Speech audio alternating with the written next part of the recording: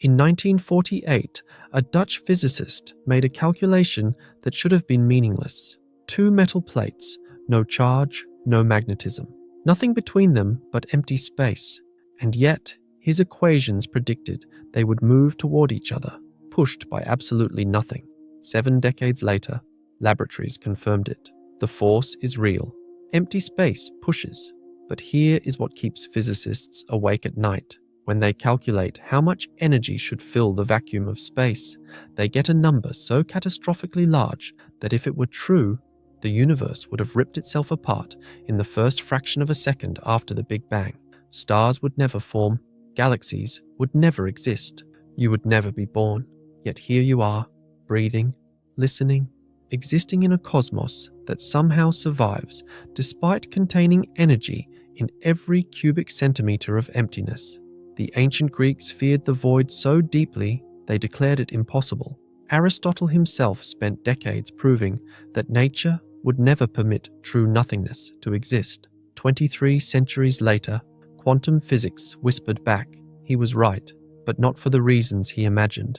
Between the atoms of your body, in the darkness between stars, in the 100 billion light-years of space that separate us from the edge of the observable universe, something hums, something trembles, something refuses to be still, even when every particle has been removed, even when temperature drops to absolute zero, even when silence should be complete. Physicists call it vacuum energy. Cosmologists call it the engine of accelerating expansion. The universe calls it home. Tonight, we descend into the space between atoms, between galaxies, between the threads of reality itself, to answer a question that has haunted humanity for 2,000 years. How can nothing be full of something? And what does it mean that the emptiest places in existence have never been empty at all?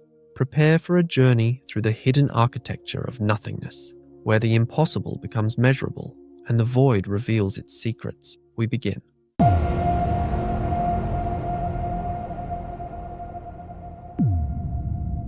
Close your eyes for a moment. Imagine an empty room. No furniture, no people, no sound, just bare walls and silence. Your mind accepts this picture easily. Emptiness feels simple. It feels obvious. It feels like the most natural thing in the world to understand. Now imagine something harder. Imagine removing the air from that room, pumping it out molecule by molecule until nothing remains. No oxygen, no nitrogen, no tiny particles of dust floating in sunlight. Just pure, perfect vacuum. Your mind still accepts this. It feels like the logical endpoint of removal. Take everything away, and what remains is nothing. But here is where the universe begins to disagree with you. That nothing you imagine, that perfect absence, that complete void where absolutely nothing happens, it does not exist. It has never existed. And according to the deepest laws of physics we have discovered, it cannot exist. The emptiest places in the cosmos, the vast gulfs between galaxies where a photon might travel for 100 million years without touching a single atom, even these places are not truly empty. Something persists there, something subtle, something restless, something that refuses to simply not be. This is the first and most important truth about emptiness. Your intuition about it is wrong. Not slightly wrong, profoundly wrong. The universe does not offer a state called nothing. It only offers degrees of something. Consider how you learned the concept of empty. As a child, you understood it through absence. An empty cup has no water. An empty plate has no food. An empty bed has no person sleeping. In every case, it empty meant something that could be there is not there. Something that was there has gone. This definition works beautifully for daily life. It helps you know when to refill your glass, when to clear the table, when someone has left the house. But language is forgiving in ways that physics is not. When you say a room is empty, you do not mean it contains absolutely nothing. You mean it contains nothing you care about.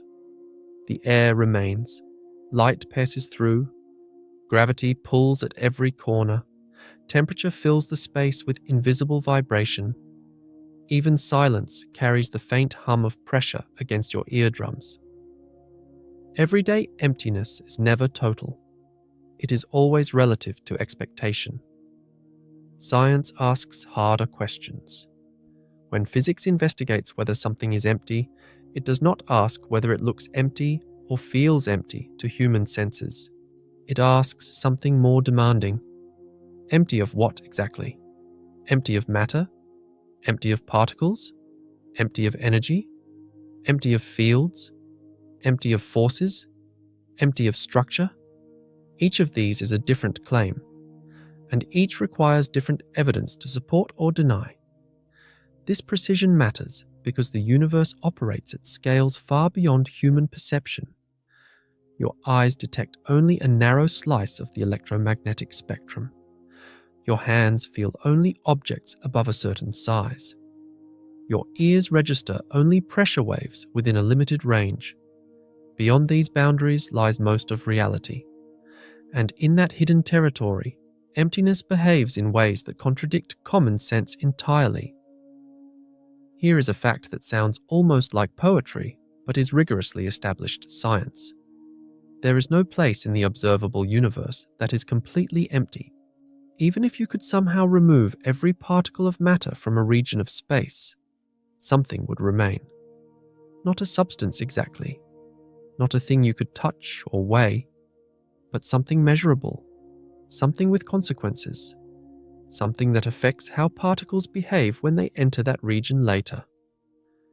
What is this strange something? Physicists call it different names depending on context: vacuum energy, zero-point energy, quantum fluctuation, the ground state of fields. These terms point toward the same underlying reality. The fabric of space itself possesses properties. It enforces rules. It carries potential. It is never truly off. Think of it this way. Imagine a lake in the mountains. You have never seen it completely still. Even on the calmest days, with no wind at all, tiny ripples move across its surface, and something always disturbs it. Perhaps fish swimming below. Perhaps insects landing.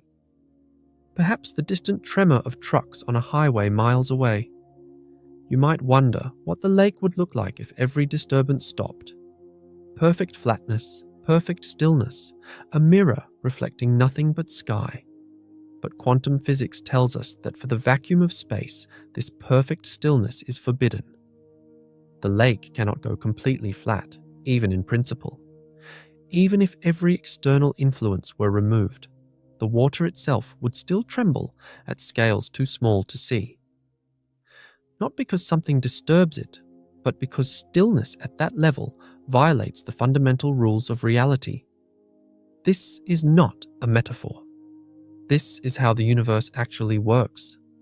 The emptiest laboratory vacuum humans have ever created still contains this irreducible activity. The space between planets contains it. The space between stars contains it. The space between galaxies, so vast that light itself grows tired crossing it, contains it. There is no escape from the quiet hum of existence. Why does this matter? Because it changes what emptiness means. If the vacuum is not truly empty, then the question of what fills it becomes one of the most important in all of science. The answer touches everything: the behavior of atoms, the forces between particles, the expansion of the cosmos, the ultimate fate of the universe itself. For now, we begin with this simple recognition. The nothing you imagine does not match the nothing that exists. Reality is more generous than absence. Even in its quietest state, even in its most remote corners, even in the spaces where no particle has passed for billions of years, the universe insists on being something rather than nothing. This is not a failure of emptiness. It is a feature of existence, and understanding it requires setting aside the comfortable assumptions that served you so well in childhood. The empty room was never empty. The void between stars was never void. The nothing beneath your feet has always been full. In the moments ahead, we will trace how humans came to understand this strange truth. We will follow the philosophers who feared the void and the scientists who learned to create it. We will watch as space transformed from passive backdrop to active participant in the cosmic story. And we will discover why the deepest emptiness we can imagine is still buzzing with invisible fire. But first, we must understand why this truth took so long to find. Why, for thousands of years, the greatest minds insisted that true emptiness was not merely rare, but impossible.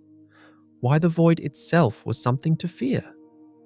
The ancient world had a name for this fear, and it shaped human thought for 2,000 years, long before microscopes revealed atoms, long before telescopes showed us galaxies. Humans looked at the world and asked a dangerous question. What would happen if everything was removed? What would remain? The answer most thinkers gave was simple and absolute. Nothing could not exist. The void was impossible. And this belief shaped science for over 2,000 years. The most influential voice belonged to Aristotle. Writing in ancient Greece during the 4th century before the Common Era, Aristotle was not a careless thinker. He was systematic, brilliant, and deeply invested in understanding nature through careful reasoning. His conclusions about emptiness were not casual opinions.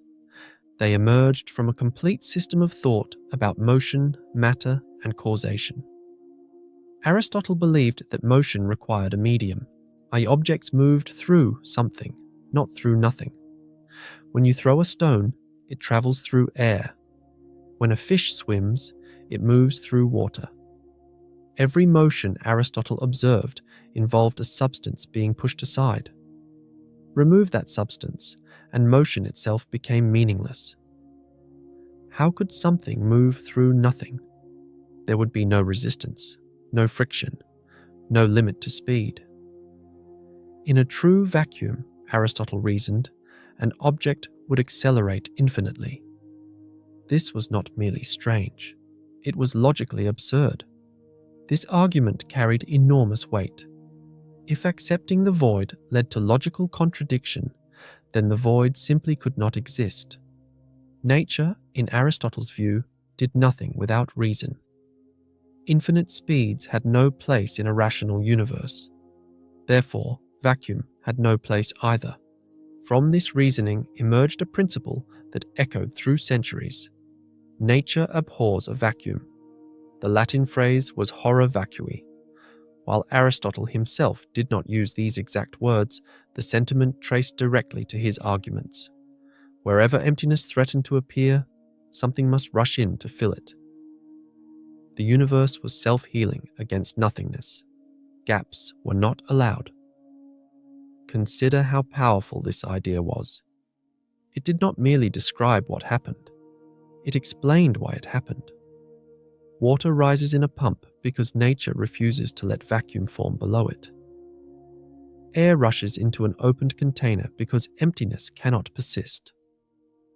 Every observation of filling, flowing, and rushing seemed to confirm that the void was impossible. Aristotle's influence cannot be overstated. For nearly 2,000 years, his ideas dominated natural philosophy across Europe and the Islamic world. Medieval scholars preserved, translated, and expanded his work. His physics became interwoven with theology and logic. Questioning the impossibility of vacuum was not simply a scientific disagreement, it challenged an entire worldview. There was something almost religious about this rejection. The universe was imagined as complete, purposeful, and continuous. Every place had its substance. Every substance had its place. The cosmos was a plenum, a fullness with no holes. Emptiness represented disorder, absence, and perhaps even failure. If God had created a perfect universe, why would any part of it be missing? This belief constrained what questions could be asked. If vacuum was impossible by definition, then investigating it seemed pointless.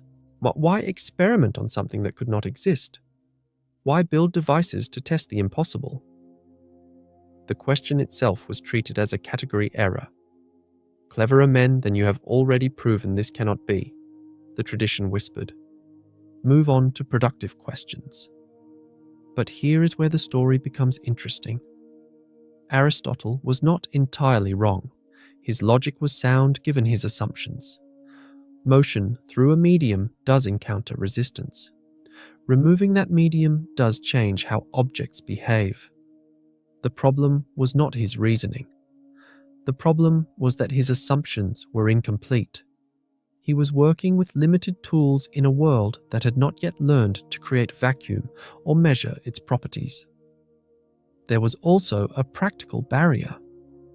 Even if some ancient thinker had suspected that emptiness might be possible, there was no reliable way to test it. Air was invisible and poorly understood. It was not recognized as a material substance with weight and pressure. Sealing a container and pumping out its contents was technologically impossible. Without experimental access, emptiness remained purely theoretical. This created a self-reinforcing loop. Theory said vacuum was impossible. Experiments could not be done to challenge the theory. Therefore, the theory stood unchallenged, and the absence of challenge was treated as confirmation. Some thinkers did push back. The ancient atomists, philosophers like Democritus and Leucippus, believed that matter was made of tiny indivisible particles moving through void. For atoms to move, they reasoned, empty space must exist for them to move through. But this view remained marginal. It lacked the systematic completeness of Aristotle's framework, and it could not point to experiments that proved its case. There is something almost poignant about this long resistance. It was not stupidity. It was not laziness. It was a reasonable conclusion drawn from the best available evidence and tools. The fear of nothing came from a sincere attempt to make sense of reality. Philosophers wanted a coherent universe. They wanted explanations that held together, and the void threatened to unravel everything they had carefully built. But nature does not respect human preferences for tidiness. Reality contains what it contains, regardless of whether it makes us comfortable. And slowly, over centuries, cracks began appearing in the ancient certainty. Water pumps failed to lift water beyond a certain height. Suction behaved strangely at altitude. Sealed containers showed puzzling effects when heated and cooled. These were not philosophical problems. They were practical ones. Miners needed pumps that worked. Engineers needed to understand pressure. And practical problems have a way of forcing new questions. The fear of the void would not survive the 17th century. New tools were coming. New experiments were possible. And a few brave investigators were willing to ask what would actually happen if they tried to create nothing with their own hands. The ancient terror of emptiness had served its purpose. It had organized thought. It had provided coherence. It had given humans a sense of living in a complete and rational cosmos. But it had also become a cage.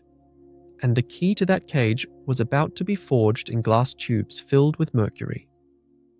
In the decades ahead, emptiness would transform from impossibility to experimental target.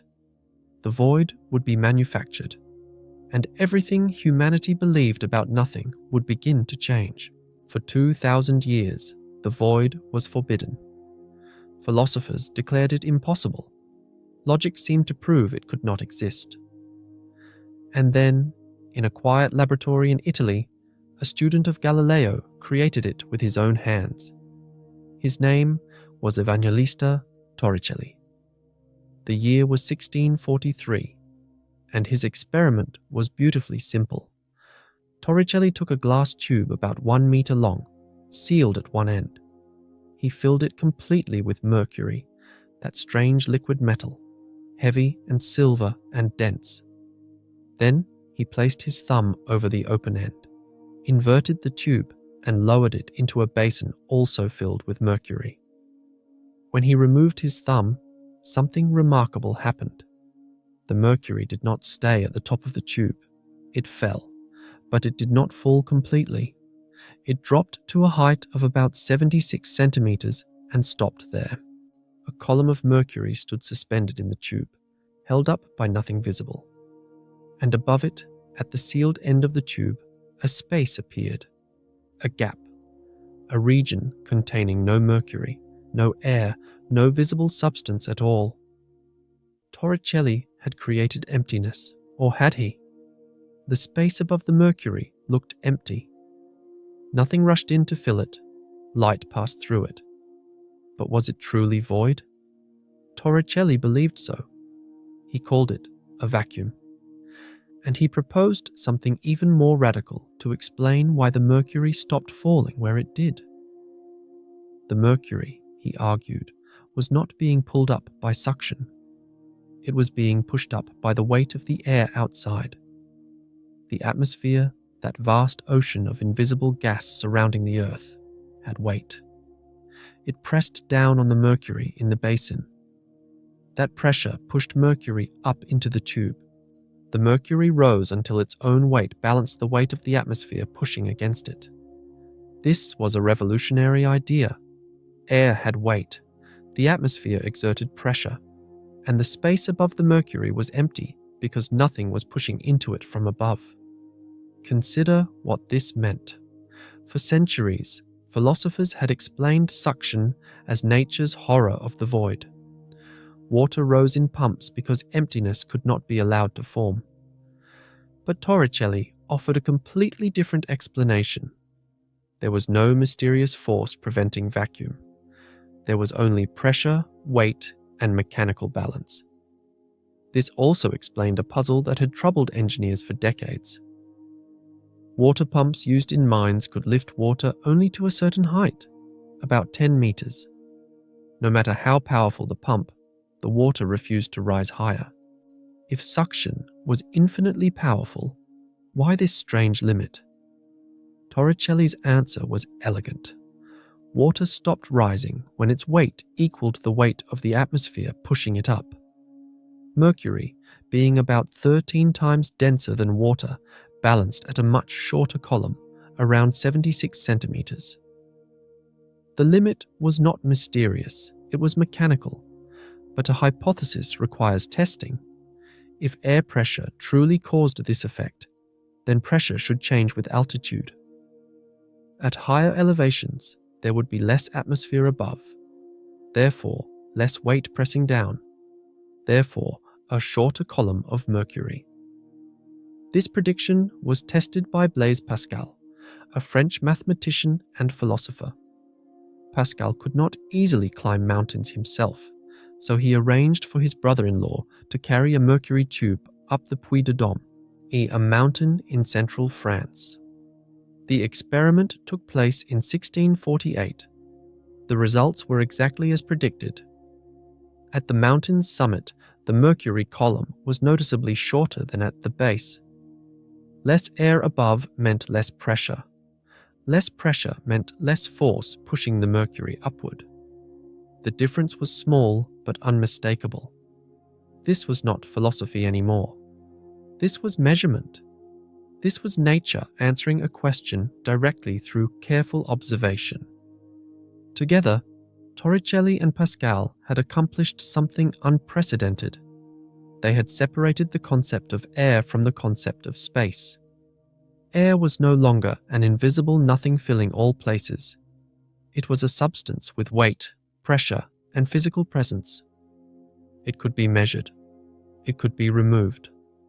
And when it was removed, what remained wasn't filled by some mysterious force. What remained was simply empty. But here, a subtle caution enters the story. The space above Torricelli's Mercury was empty of air. That much was demonstrated. But was it empty of everything? Light still passed through it. Heat could still transfer across it. Gravity still acted within it. The vacuum was a vacuum of air, not necessarily a vacuum of all physical influence. This distinction would matter enormously in centuries to come. But for the moment, the practical achievement was stunning. Humans had created something that 2,000 years of philosophy had declared impossible. They had manufactured emptiness. Early vacuum chambers faced severe limitations. Air pumps improved gradually, but none could remove everything. Trace gases clung to surfaces. Materials slowly released trapped particles. Even the best vacuums of the 17th century were partial and imperfect. They degraded over time as air leaked back in. Yet the conceptual breakthrough was complete. Emptiness could be approached experimentally. It could be created, however imperfectly. It could be studied. Questions that had once been purely philosophical became physical questions with physical answers. There is a gentle irony in this achievement. Scientists set out to create nothing and discovered how many different somethings had to be removed before nothing could even be approximated. Each success revealed another background influence that had previously gone unnoticed. Air had weight. Surfaces released gases. Glass allowed slow leakage. Creating emptiness turned out to be surprisingly difficult. But difficulty is not impossibility. The ancient terror of the void was breaking. Emptiness was no longer forbidden by logic. It was merely hard to achieve in practice. This opened a new chapter in human understanding. If air was a substance that could be removed, then space itself existed independently of whatever filled it. Space was not identical to air. Space was the container. Air was merely one possible occupant. This separation created conceptual room for deeper questions, stars and falling apples, but the emptiness between them, the stage on which everything performed. What was this stage made of? Did it have properties of its own, or was it simply nothing at all? Isaac Newton gave an answer that would shape physics for 300 years, and his answer was elegant in its simplicity. Space was real, absolute, and completely passive. It existed whether anything occupied it or not. It did not push. It did not pull. It did not participate. It simply was. In his masterwork, the Principia Mathematica, published in 1687, Newton described space as a fixed and unchanging framework. Think of it as an invisible grid extending infinitely in all directions. Objects moved through this grid. Forces acted within it. But the grid itself remained perfectly still, perfectly uniform, perfectly indifferent to whatever happened upon it. This idea solved many problems at once. Motion could now be defined clearly. An object was moving not just relative to other objects, but relative to space itself. Acceleration became meaningful even in isolation. A spinning bucket of water curved at its surface because it was rotating relative to absolute space, not merely relative to its surroundings. Within this picture, emptiness worked beautifully as a passive background. Remove all matter from a region of space and nothing essential changed. The grid remained. Forces could still act according to their laws, as any object entering the empty region would behave exactly as expected. Space provided location, distance, and direction without interfering. Classical mechanics relied deeply on this assumption. Newton's laws described how objects responded to forces, but they said nothing about space changing or reacting. Space provided the stage. Time provided the clock. Together they formed a stable scaffold on which particles moved, collided, and interacted. This inertness was not considered a flaw. It was considered a feature. By keeping space silent, physics could focus on what seemed to matter most: matter and force. Calculations became manageable. Predictions became reliable. Planetary orbits could be computed with extraordinary accuracy. Cannonballs followed predictable arcs. Tides rose and fell according to mathematical law. The usefulness of this model cannot be overstated. Even today, centuries later, classical mechanics remains the foundation for engineering, architecture, navigation, and countless practical applications. Bridges stand because Newtonian physics works. Satellites reach orbit because trajectories can be calculated. Machines function because forces can be predicted. There is elegance in this simplicity. Space does not argue. It does not demand attention. It does not complicate equations. It offers quiet consistency that allows physical laws to shine. Emptiness in this framework was not just tolerated. It was embraced. But this silence carried hidden assumptions. By declaring space inert, classical mechanics quietly ruled out certain possibilities. Space could not store energy on its own. It could not transmit influence without something carrying that influence through it. It could not change shape or properties. If something happened, it happened because matter did something to matter, mediated by forces that acted across space but did not belong to it. Gravity itself fit comfortably into this picture, at least mathematically. In Newton's formulation, gravity acted instantaneously across any distance.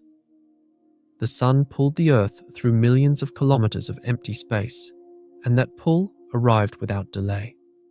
Space carried the force without contributing to it. Even Newton found this puzzling.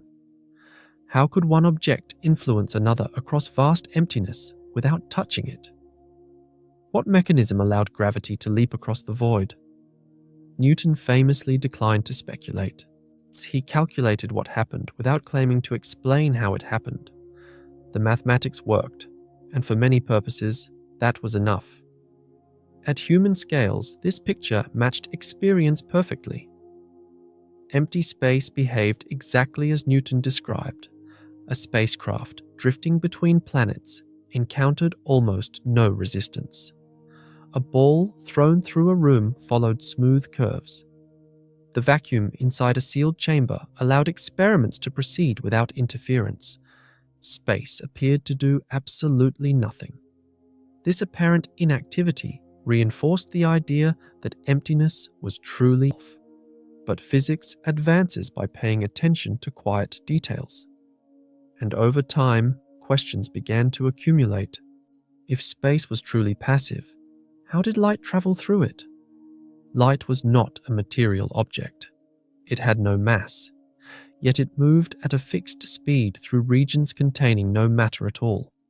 Sound needed air, water waves needed water, but light crossed the emptiness between stars without apparent difficulty.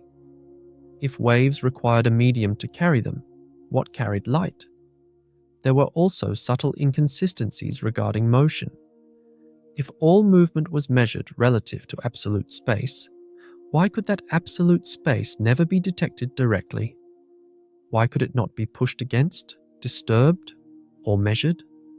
Newton acknowledged this unease even as he relied on the concept. Still, the mechanical view endured because it worked. Its success delayed deeper questions rather than answering them. And in science, delayed questions are not forgotten. They wait. The silence of empty space proved enormously productive.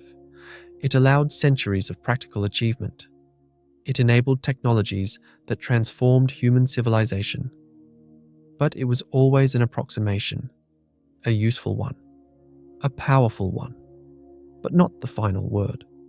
As measurements grew more precise, and as attention turned toward light and electricity and magnetism, the assumption of a perfectly passive backdrop began to strain. Space was about to acquire new occupants, not particles exactly, not substances in the traditional sense, but something that filled every region, where physics allowed filling. The quiet stage was preparing to reveal that it had never been as empty as it appeared. Forces would need carriers, light would need explanation, and the void itself would become threaded with invisible structures that Newton never imagined. For now, his silent space served its purpose. It held still. It allowed motion. It asked nothing in return. But that obedience was about to be questioned by those who wondered what emptiness was actually made of. The ether seemed necessary. Light behaved like a wave. Waves needed something to wave through. Therefore, the ether must exist. This logic felt unbreakable.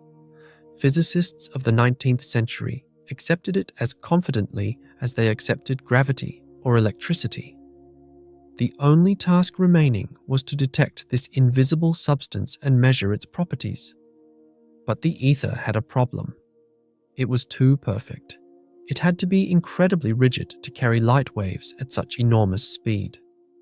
Yet, it had to offer absolutely no resistance to motion. Planets swept through it without slowing. Stars drifted through it without friction. This combination seemed strange, but necessity demanded it. Light existed. Light was a wave. Therefore, the ether must have exactly these impossible seeming properties. There was one way to test whether the ether was real. The Earth moves around the Sun at roughly 30 kilometers per second. If the ether filled all of space, then Earth should be plowing through it constantly, like a ship through water. This motion should create an ether wind, a current flowing past our planet as we traveled through the cosmic medium. If this ether wind existed, it should affect light. Light traveling in the direction of Earth's motion should behave slightly differently from light traveling perpendicular to that motion. The difference would be tiny, but with sensitive enough instruments, it should be detectable. This was the reasoning that led to one of the most important experiments in the history of physics.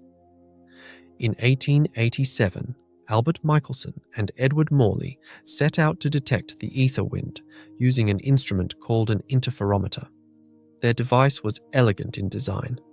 A beam of light was split in two. Each half traveled down a separate arm, bounced off a mirror, and returned. The two beams then recombined. If one beam had traveled slightly faster than the other due to the ether wind, the recombined light would show a distinctive pattern called interference fringes. By rotating the entire apparatus and taking measurements at different times of year, they could map how Earth's motion through the ether affected light. The experiment was conducted with extraordinary care. The equipment was isolated from vibration. Measurements were repeated countless times. Every possible source of error was considered and controlled. If the ether existed, this experiment would find it. It found nothing. The speed of light appeared identical in every direction, no matter how the apparatus was oriented. No matter when the measurement was taken, there was no sign of ether wind. The expected effect simply was not there. This was not a small discrepancy hidden in noise. The experiment was sensitive enough to detect effects far smaller than those predicted. The signal should have been clear. Instead, there was silence. At first, physicists tried to save the ether. Perhaps Earth dragged the ether along with it. Perhaps objects contracted slightly when moving through the ether, cancelling out the expected effect. Hendrik Lorentz and George Fitzgerald proposed that lengths actually shrank in the direction of motion, exactly enough to hide the ether wind from detection. These explanations were mathematically clever, but physically uncomfortable. They explained the result without explaining why it should occur. The ether was becoming increasingly elaborate in theory and increasingly invisible in practice. More experiments followed. Different techniques, different locations, different times. The result remained the same. No ether wind, no preferred direction, no evidence that Earth was moving through any medium at all. The ghost was vanishing. What made this failure so significant was its consistency. Failing to detect something once means little. Failing to detect something, sometimes the most important discovery is an absence. The ether's absence was not nothing. It was information. It told physicists that their assumptions about empty space were wrong. Light did not need a medium in the traditional sense. It traveled through vacuum without requiring an invisible substance to carry it.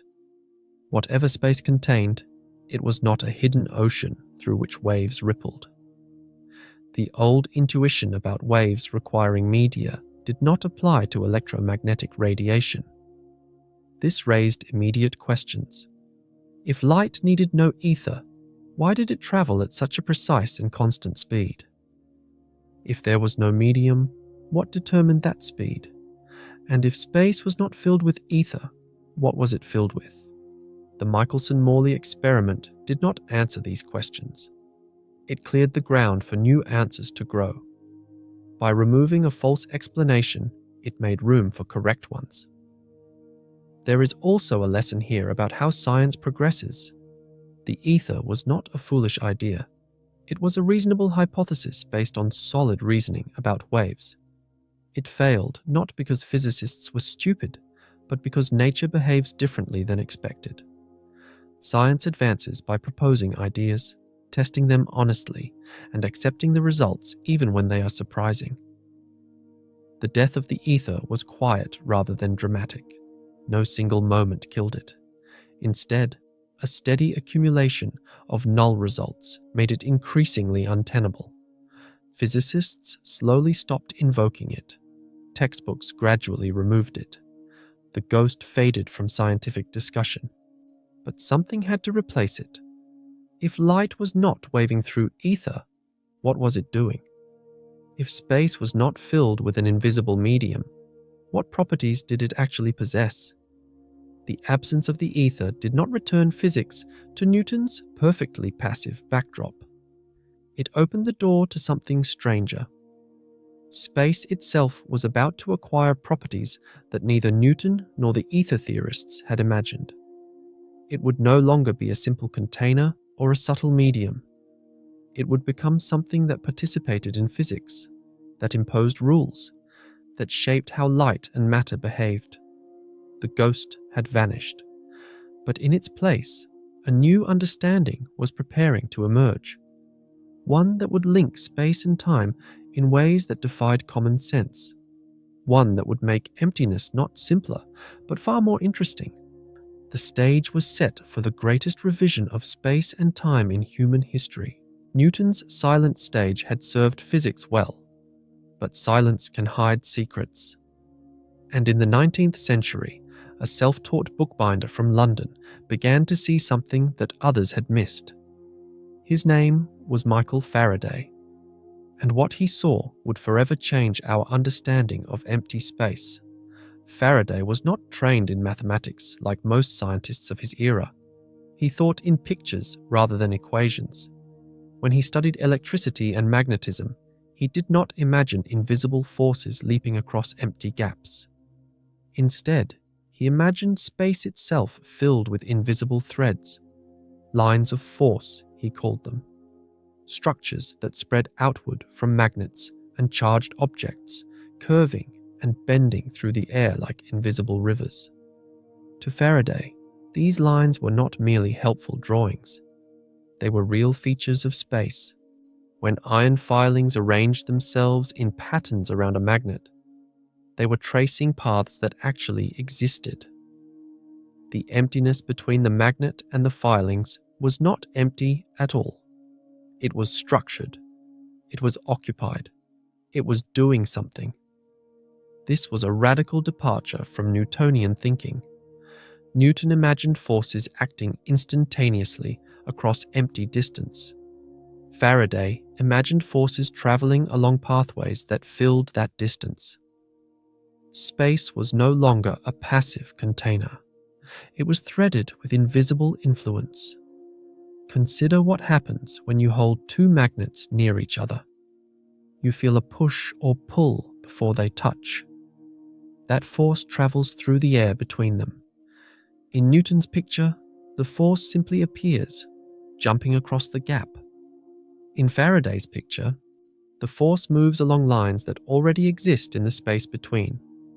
The field is there even when you are not testing it. It waits. This concept of a field was revolutionary. A field is not an object you can hold. It is not a substance that flows or accumulates. Instead, a field assigns a value to every point in space.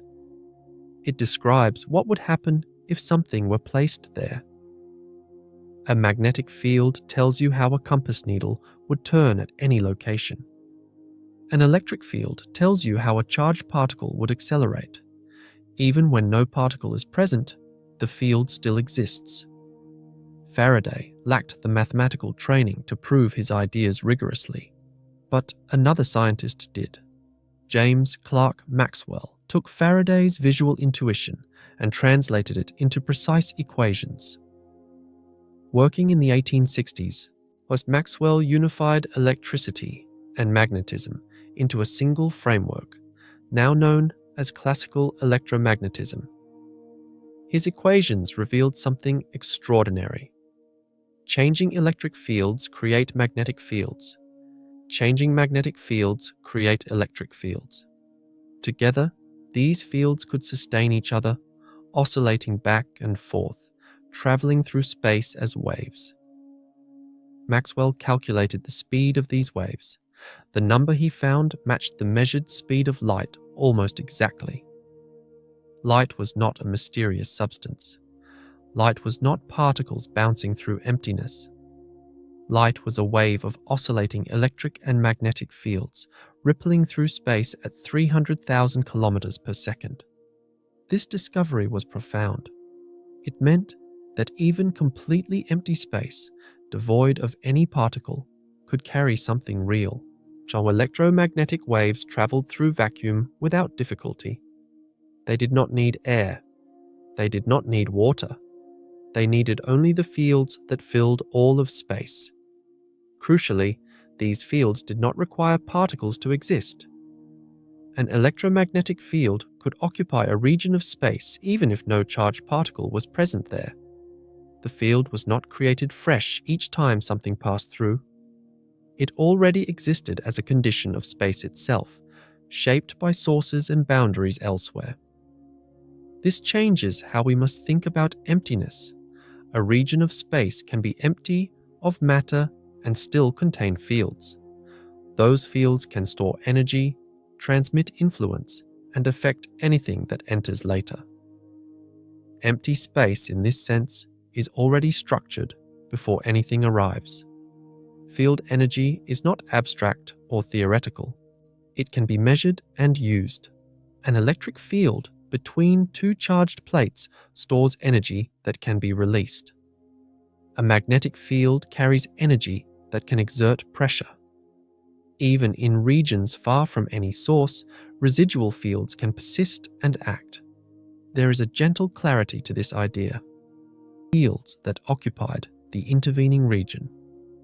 When you flip a light switch, the change does not reach a distant lamp instantly. It travels outward as a wave of changing fields. Space is not empty between the switch and the lamp. It is filled with the very structures that make electrical influence possible. This made fields indispensable to physics. Without electromagnetic fields, light had no explanation. Without fields, forces had no mechanism.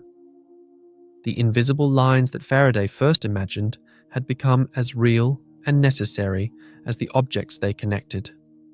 But Maxwell's success raised a troubling question. If light was a wave, what was it waving in? Water waves need water. Sound waves need air. What medium carried electromagnetic waves through the void between stars? Physicists of the 19th century proposed an answer. They called it the luminiferous ether. This ether was imagined as an invisible, all-pervading substance filling every corner of space. It had no weight. It offered no resistance to motion, but it provided the medium that light waves seemed to require. The ether was appealing because it solved the problem neatly. Light could be a wave traveling through a medium, just like sound. Empty space could remain empty of ordinary matter while still being filled with this subtle substance. The old intuition about waves requiring media was preserved, but appealing is not the same as correct. The ether was about to face an experimental test it could not survive. And in failing that test, it would teach physics something unexpected about the nature of emptiness itself. Fields remained, light remained, but the medium that everyone assumed must exist was about to vanish like a ghost at sunrise. The ether was gone. Light traveled through emptiness without requiring an invisible medium. But this created a puzzle that demanded resolution. If nothing carried light, why did light always travel at exactly the same speed? No matter who measured it, no matter how fast they were moving, the answer was always the same: 300,000 kilometers per second. This constancy was strange, and explaining it would require rethinking everything humans believed about space and time. In 1905, a young patent clerk in Switzerland named Albert Einstein proposed a radical solution. Instead of trying to explain why light's speed appeared constant, he accepted it as a fundamental principle. The speed of light in vacuum was the same for all observers, not approximately the same, exactly the same, always. This single assumption had extraordinary consequences. Consider a simple example. Imagine you are standing still and I am moving past you at high speed. I shine a flashlight forward. From my perspective, the light travels away from me at the speed of light. From your perspective, you might expect the light to travel faster than the speed of light, since I am already moving forward when I emit it. But Einstein said no. You also measure the light traveling at exactly the speed of light, not faster. The same. How can this be? If we both measure the same speed for something that I am chasing and you are watching from stillness, something else must be adjusting. That something is space and time themselves. Einstein showed that space and time are not separate and absolute as Newton had assumed. They are woven together into a single fabric called spacetime, and this fabric behaves flexibly depending on motion. When objects move at high speeds, distances contract. Clocks run slower. Events that appear simultaneous to one observer may not appear simultaneous to another. These effects are not illusions or measurement errors. They are real properties of the universe. Time actually passes differently for observers in different states of motion. This has been confirmed countless times using precise atomic clocks on aircraft and satellites. The differences are small at everyday speeds, but become significant as velocity approaches the speed of light. What does this mean for emptiness? It means that even completely empty space possesses structure. Spacetime is not a passive backdrop waiting for events to occur. It is an active framework that determines how distances and durations are measured. It enforces limits.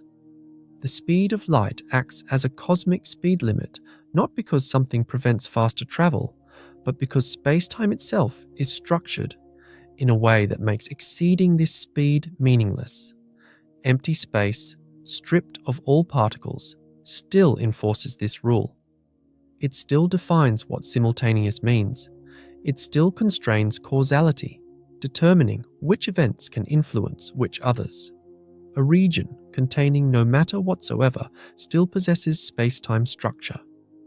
That structure is not nothing. But Einstein was not finished. Special relativity addressed motion at constant speed. It said nothing about gravity, and gravity was the deepest puzzle of all. Newton had described gravity as a force acting instantaneously across empty space. But in a universe where nothing travels faster than light, instantaneous action was no longer acceptable. Gravity needed a new explanation. Einstein spent 10 years searching for that explanation. What he found, published in 1915, was general relativity. And it transformed our understanding of emptiness more profoundly than anything before. In general relativity, gravity is not a force pulling objects through space. Gravity is the shape of space itself. Massive objects like stars and planets bend the fabric of space-time around them. Other objects then move along the curved paths created by this bending. What feels like gravitational attraction is actually motion, guided by geometry. Imagine a heavy ball placed on a stretched rubber sheet. The ball creates a dip in the surface. Roll a marble nearby and it curves toward the dip, not because the ball is pulling it, but because the surface itself is curved. This analogy is imperfect, but it captures the essential idea. Gravity is geometry. This has profound implications for empty space. In Newton's universe, removing all matter from a region left that region flat and featureless. In Einstein's universe, empty space can still be curved. Curvature created by nearby masses can extend into regions containing no matter at all. The geometry persists even where nothing tangible exists. This is not speculation, it is observed. Light passing near massive objects bends, a phenomenon called gravitational lensing. This effect was first confirmed during a solar eclipse in 1919, when stars near the sun's edge appeared shifted from their expected positions. The light was traveling through empty space, yet its path curved because space-time itself was curved. Even more remarkably, space-time can carry waves. When massive objects accelerate, they create ripples in the fabric of space-time itself. These gravitational waves travel outward at the speed of light, passing through regions completely devoid of matter. They stretch and compress space as they move.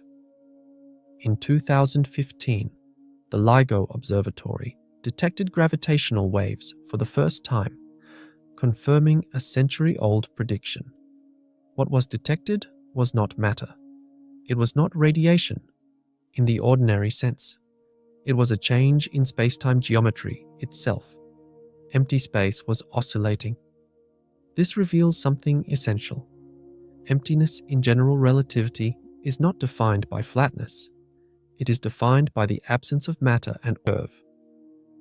Even after matter leaves, the curvature it created can persist.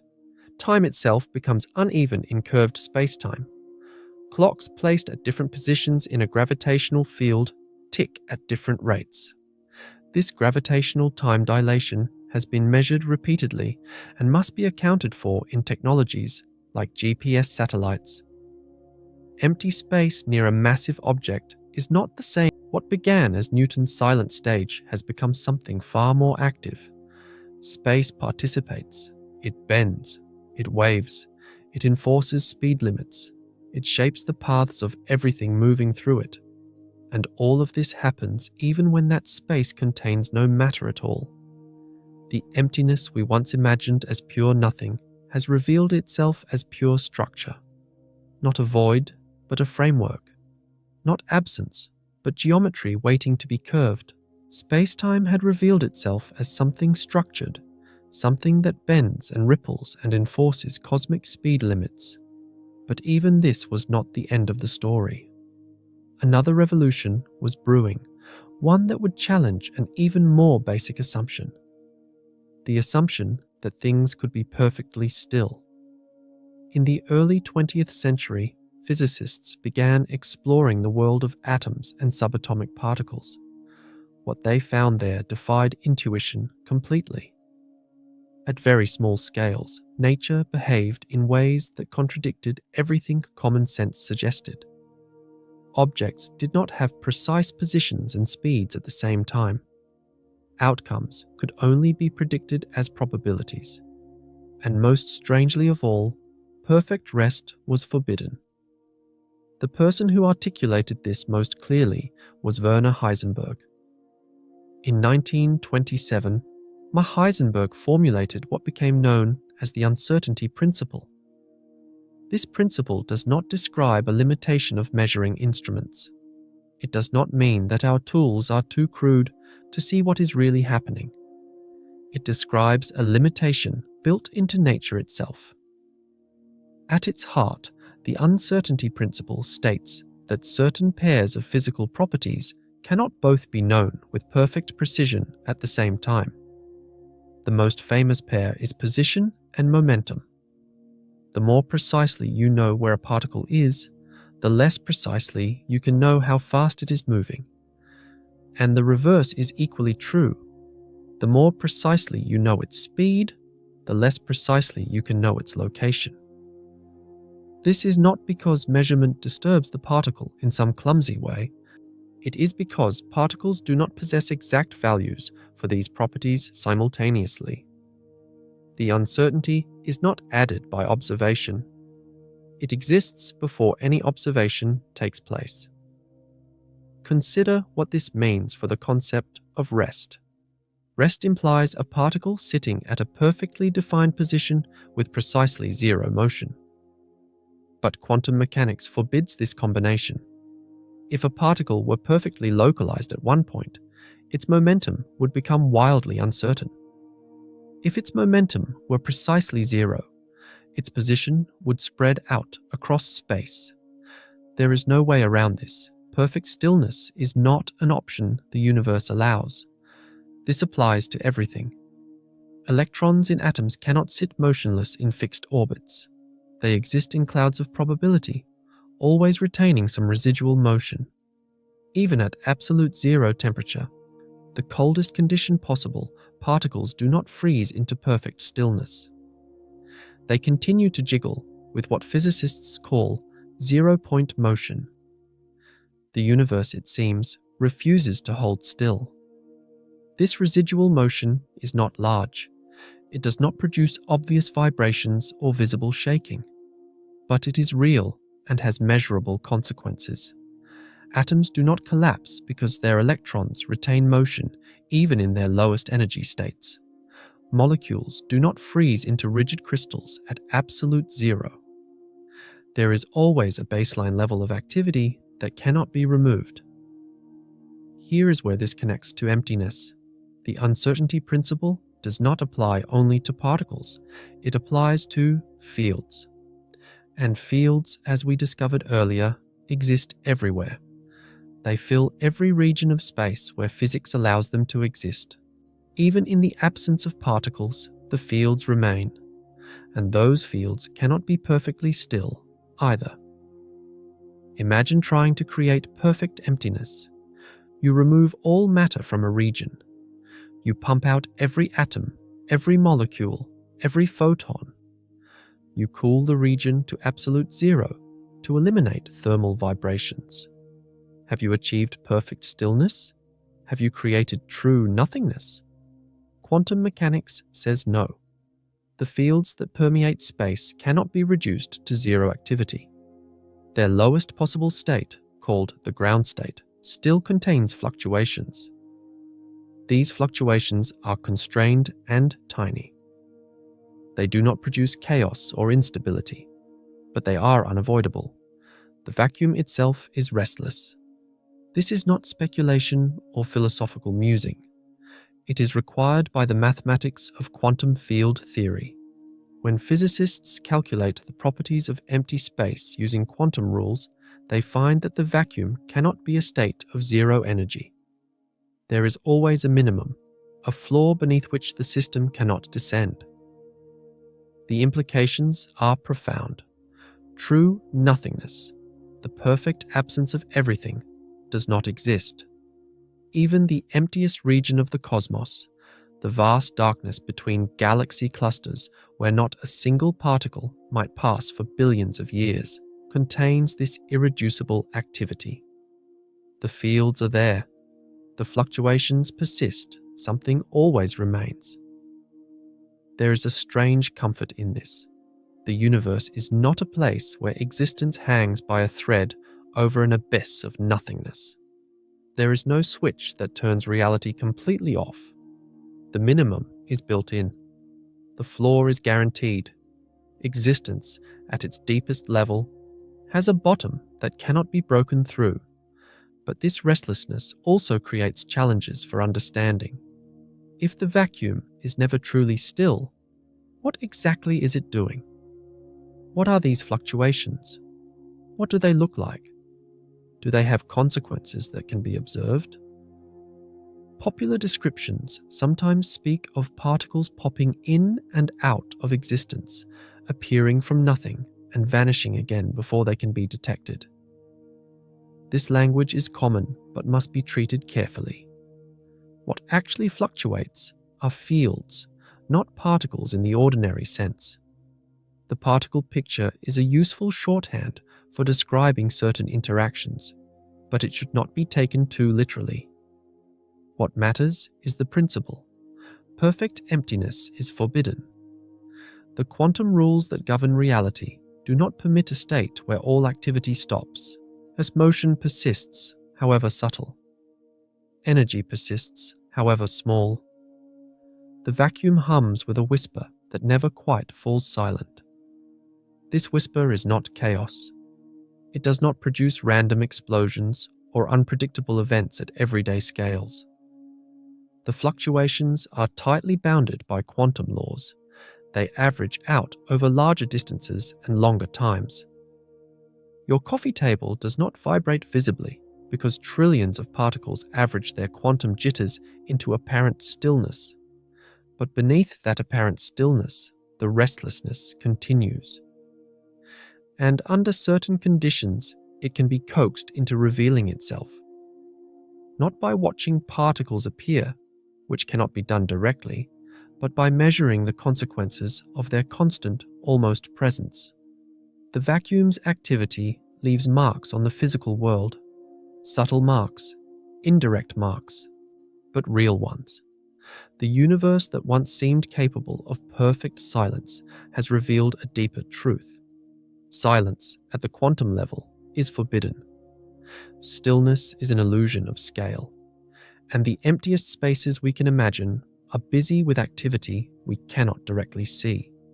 What remains is to find that activity, to measure its effects, to prove that the quantum vacuum is not merely a theoretical necessity, but a physical reality with consequences that touch the world.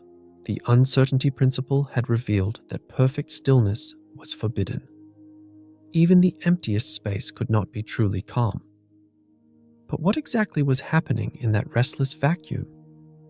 What was this activity that persisted when everything else was removed? To answer this, we must enter the strange world of quantum field theory, where emptiness takes on its most precise and surprising meaning. In classical physics, particles were imagined as tiny solid objects moving through space like microscopic billiard balls. They had definite positions, definite speeds, and existed continuously through time. This picture worked well enough for everyday objects, but at the quantum level, it breaks down completely. Quantum field theory replaces this picture with something more fundamental. Particles are not tiny objects floating through empty space. They are excitations of underlying fields. Think of a calm ocean surface. When energy disturbs that surface, a wave appears. The wave is not a separate thing added to the ocean. It is the ocean itself, locally excited. When the excitation fades, the wave disappears, but the ocean remains. In the same way, what we call an electron is not a little ball existing independently. It is an excitation of the electron field, a field that extends everywhere throughout space. When energy concentrates in a particular way, the field produces what we observe as an electron. When the excitation ends, the electron disappears, but the field remains. This applies to every type of particle. Photons are excitations of the electromagnetic field.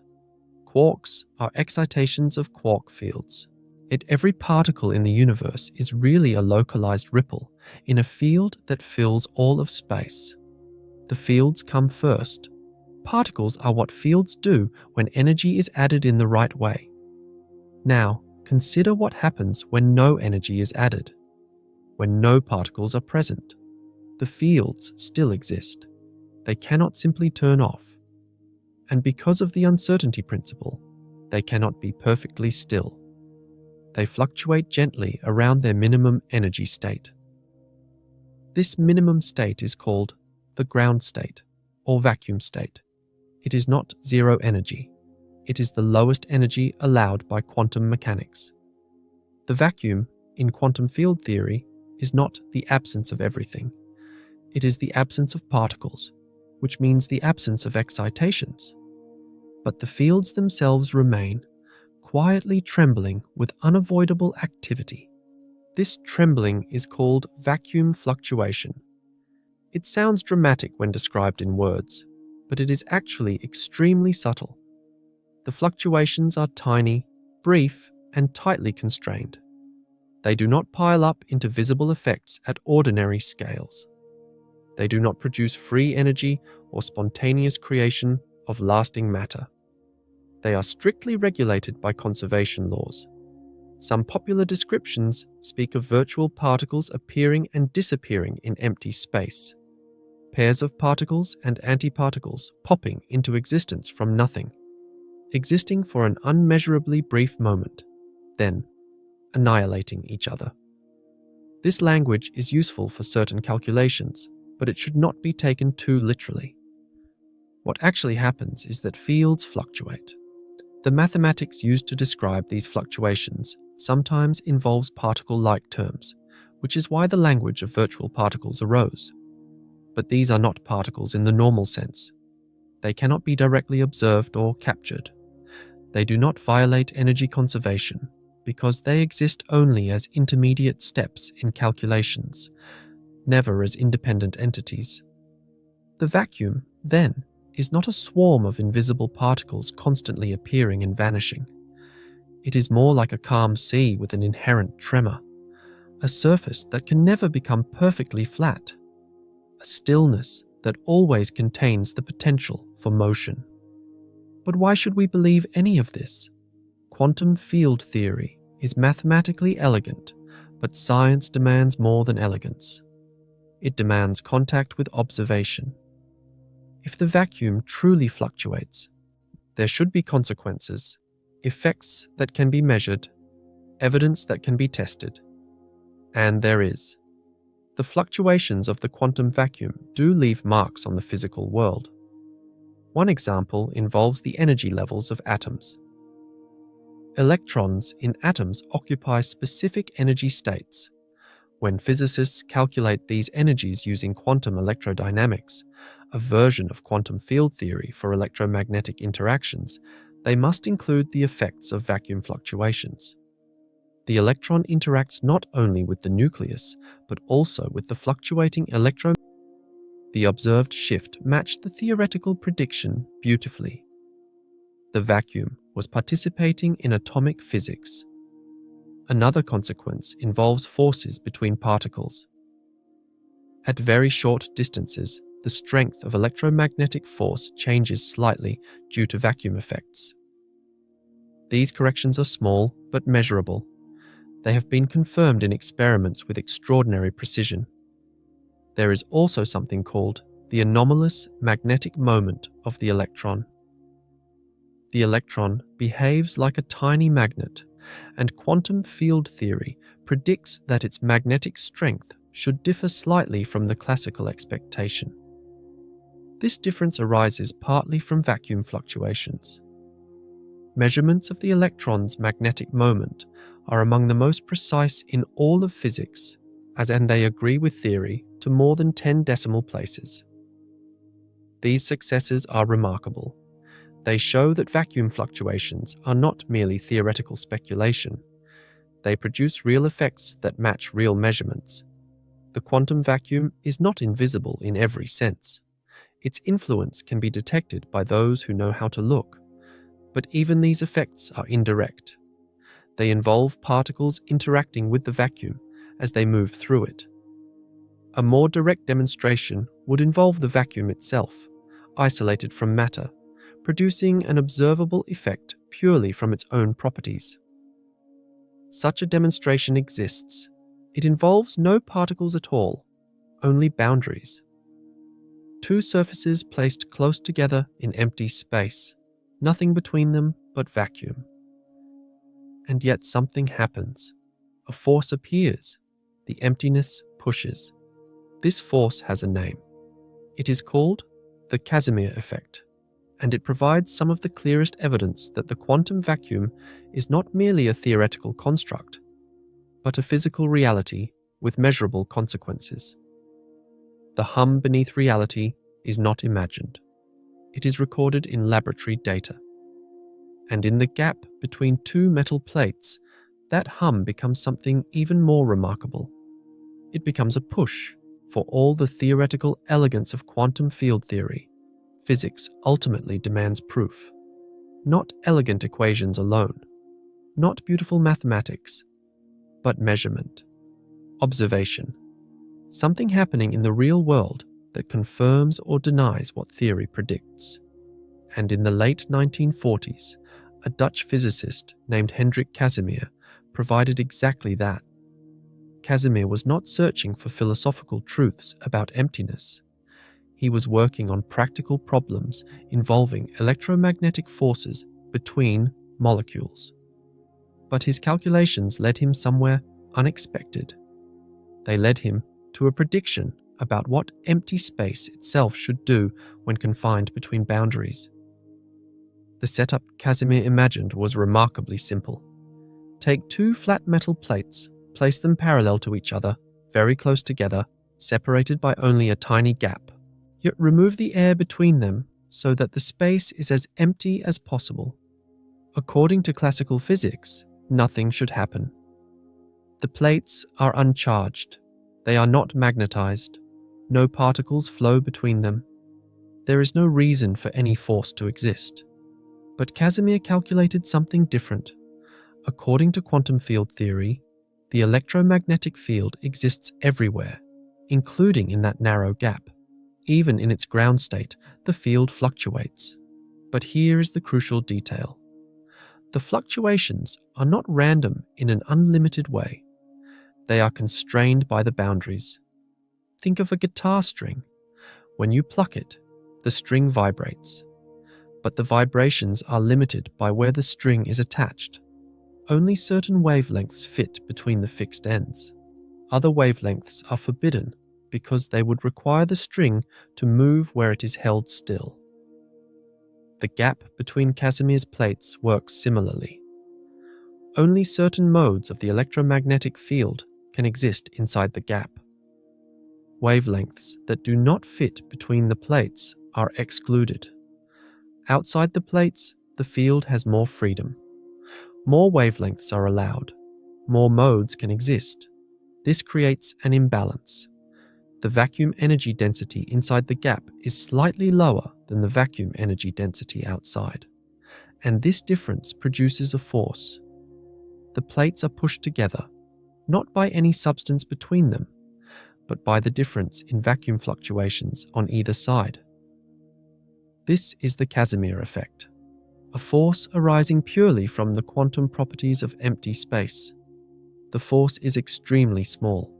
At separations of a few hundred nanometers, it becomes measurable, but it will never move heavy objects or power machines. This is not a source of free energy. The effect depends entirely on geometry and can only be extracted by changing the configuration of the boundaries, which requires energy input. But the size of the force is not what matters. What matters is that it exists at all. Empty space, devoid of particles, devoid of charge, devoid of any classical reason for interaction, produces a measurable push. This is vacuum energy made tangible. Casimir made his prediction in 1948. Testing it required extraordinary precision. The plates had to be almost perfectly flat. The separation had to be controlled to within nanometers. Thermal noise and other disturbances had to be eliminated. For decades, the technology did not exist to perform the experiment cleanly. But by the late 20th century, instruments had improved enough. In 1997, physicist Steve Lamoureux performed a precise measurement of the Casimir force using a plate and a sphere. The results matched Casimir's prediction closely. Since then, many experiments have confirmed the effect using different geometries and materials. The Casimir force is now established scientific fact. There is something almost magical about this. Two pieces of metal, sitting quietly in vacuum, pushed together by nothing visible. No particles flow, no charges attract. The force emerges from the invisible structure of empty space itself. Some researchers have speculated about exotic applications. Could the Casimir effect be harnessed for propulsion? And could it provide energy from the vacuum? These ideas appear regularly in popular science discussions and occasionally in fringe theories. However, careful analysis shows that the Casimir effect does not violate energy conservation. It cannot provide free energy. Changing the plate separation requires work, and the energy extracted never exceeds the energy invested. The vacuum is not a battery waiting to be tapped. Still, the speculation reflects a genuine wonder. If empty space can push, what else might it do? If the vacuum contains this subtle activity, what other secrets might it hold? The Casimir effect also provides a bridge between laboratory physics and the larger universe. The same quantum fields that produce this tiny force between metal plates exist everywhere. They fill the space between planets. They extend across the voids between galaxies.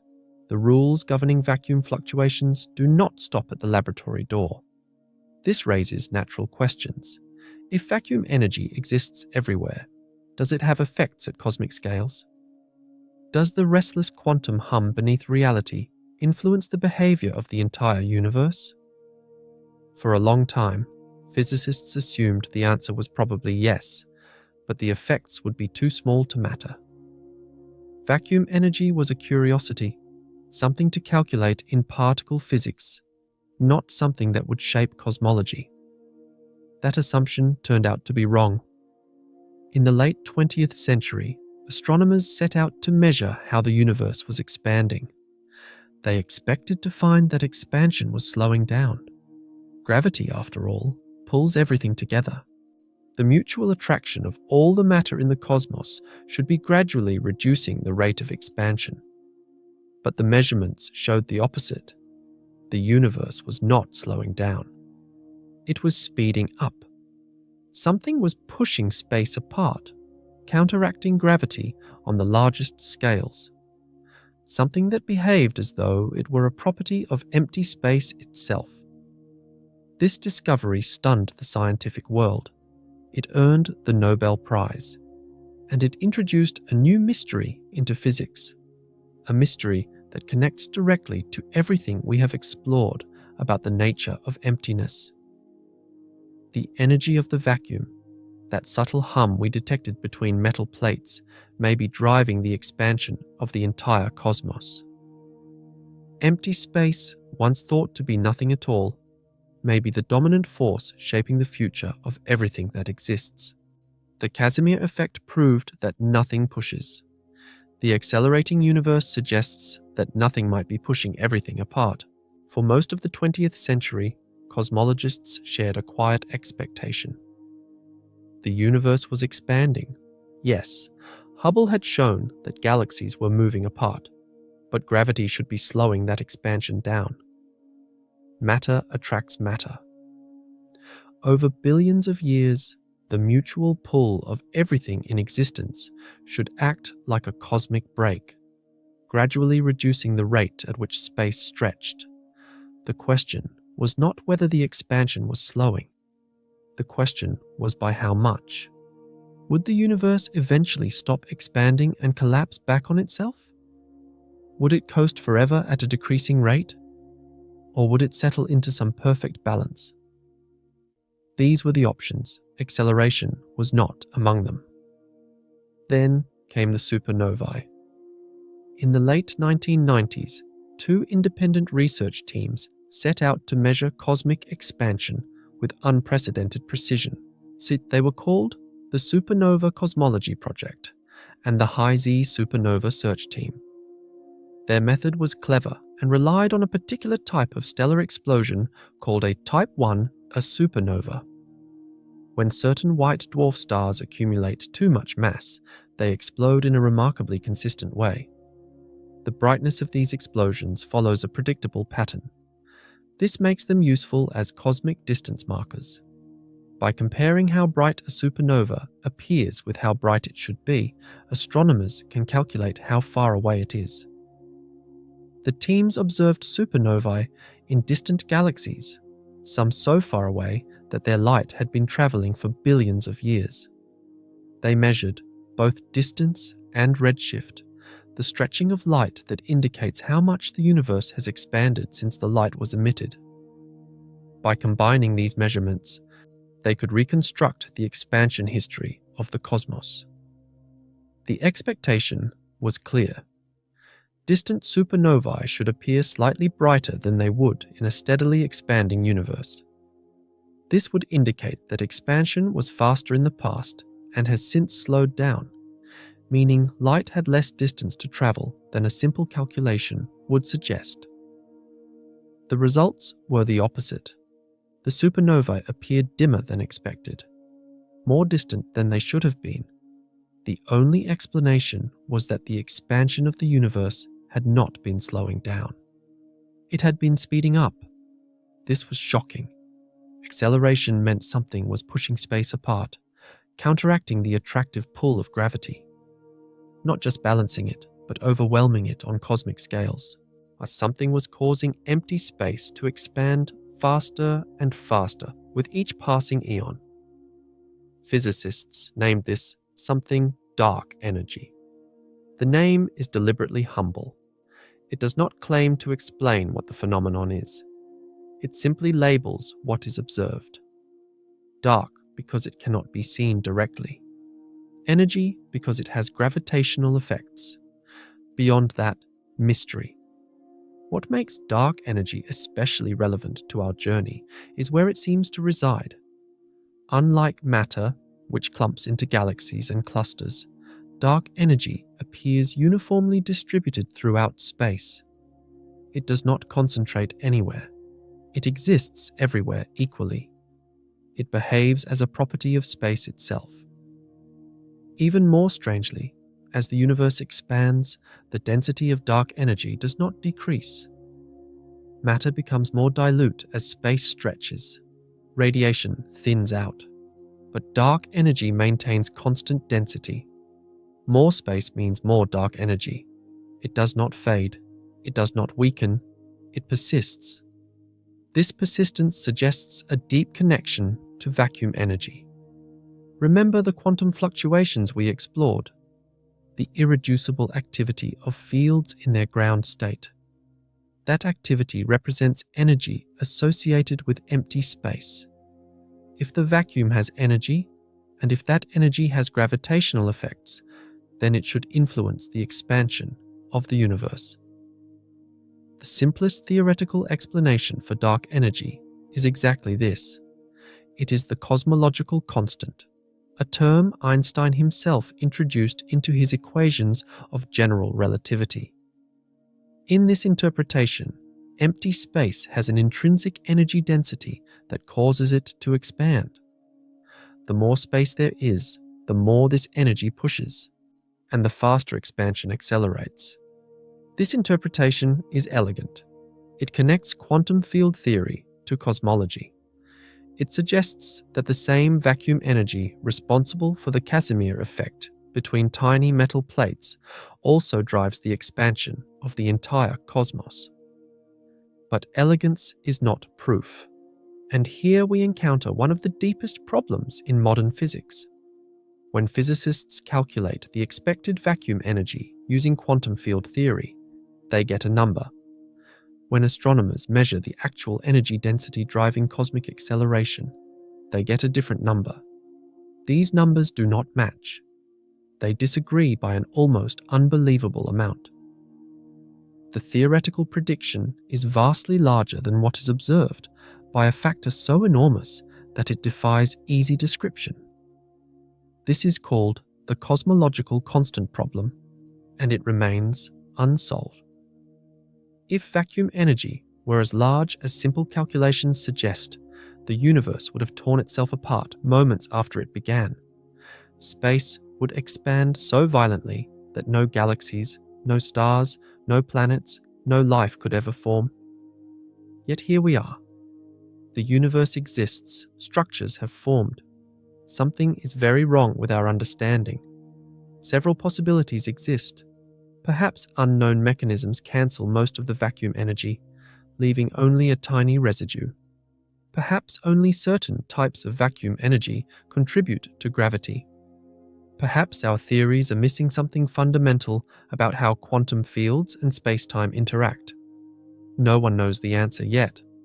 The problem sits at the intersection of quantum mechanics and general relativity, two frameworks that work brilliantly on their own but refuse to combine smoothly. A dark energy lives precisely at that intersection. What we can say with confidence is this: the universe is accelerating. The cause behaves like a property of empty space. Whether this is vacuum energy, something related to vacuum energy, or something entirely different, remains an open question. But the implications are already profound. Empty space dominates the universe. Not matter, not radiation, not the visible stars and galaxies that seem so impressive when we look up at the night sky. The vast emptiness between those structures is what drives cosmic evolution. The future of the universe belongs to dark energy. As acceleration continues, distant galaxies will recede faster than light can travel. They will fade from view one by one until the observable universe grows dark and lonely. Emptiness will have the final word. The abyss is not passive, it is not waiting, it is accelerating. We have traveled far, from the empty room of everyday intuition to the trembling fields of quantum vacuum, from Aristotle's horror of the void to Einstein's curved spacetime, from Torricelli's mercury tube to the accelerating expansion of the cosmos. At each step, emptiness has revealed itself to be more than it appeared, more structured, more active, more consequential. But now we must pause and acknowledge something that science values above all else. Honesty about limits. There is much we do not know, and pretending otherwise would betray everything we have explored. The relationship between vacuum energy and dark energy remains unresolved. They share similarities. Both are associated with empty space rather than matter. Both appear uniform across the universe. Both resist dilution as space expands. These overlaps are suggestive. Many physicists suspect they are connected, perhaps different expressions of the same underlying phenomenon. But suspicion is not proof. When quantum field theory calculates vacuum energy, it predicts a value enormously larger than what cosmological observations allow. This mismatch is not a small discrepancy. It is one of the largest disagreements between theory and observation in all of physics. Something fundamental is missing from our understanding. Some researchers propose that unknown symmetries cancel most of the vacuum energy, leaving only the tiny residue we observe as dark energy. Others suggest that gravity responds to vacuum energy differently than to other forms of energy. Still, others explore whether our basic theories need modification at cosmic scales. None of these ideas has achieved consensus. The puzzle remains open. There are also observational limits. Emptiness does not emit light. It does not announce itself directly. We detect its presence only through effects, influences, and constraints. Curvature reveals itself through bending light. Vacuum fluctuations reveal themselves through shifted energy levels and forces between plates. Dark energy reveals itself through accelerating expansion. This indirectness imposes boundaries on what we can learn. Every measurement requires interpretation. Every observation passes through complex systems before reaching our instruments. Extracting the contribution of empty space alone requires careful modeling and assumptions. Errors are possible. Surprises may await. Even in laboratories, probing the vacuum pushes technology to its limits. The Casimir effect requires surfaces controlled to within nanometers.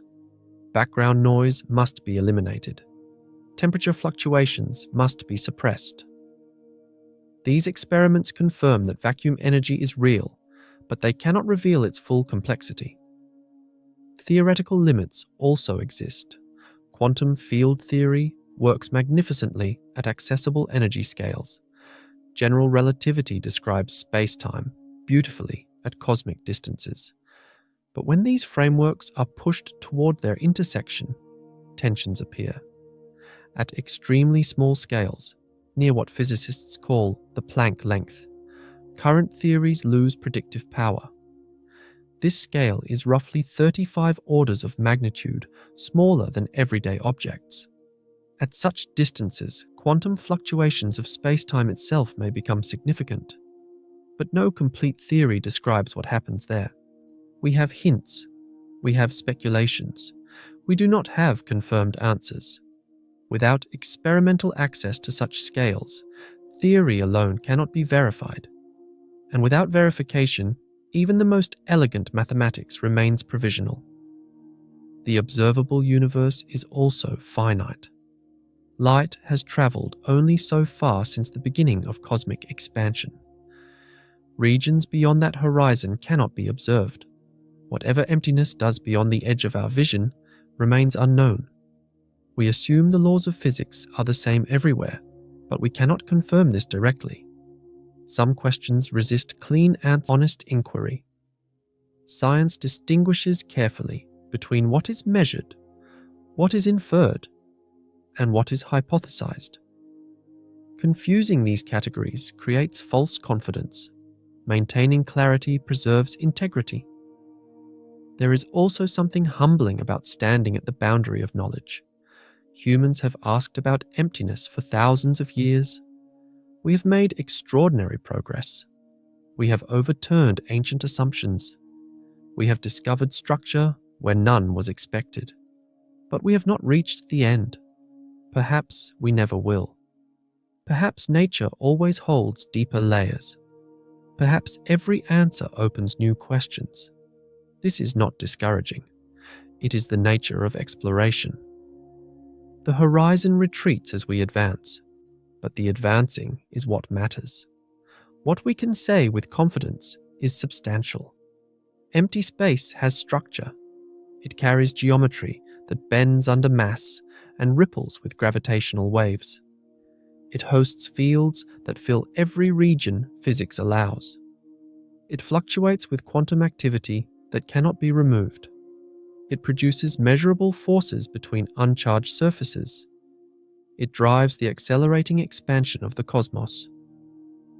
These are not speculative ideas. They are supported by observation, experiment, and theory working together. The quiet hum of the vacuum is recorded in laboratory data. The curvature of empty space is photographed in gravitational lensing. The acceleration of the universe is mapped in the light of distant supernova. Yet beyond these confirmations, mystery remains. The deepest nature of emptiness is not fully mapped. The reconciliation of quantum mechanics and gravity is incomplete. The identity of dark energy is uncertain. These boundaries mark where understanding currently ends, not where it must end forever. And so we arrive at a strange and peaceful place. Emptiness, once thought to be the simplest concept imaginable, has proven endlessly complex. Nothing has become something. Absence has become presence. The void has become full.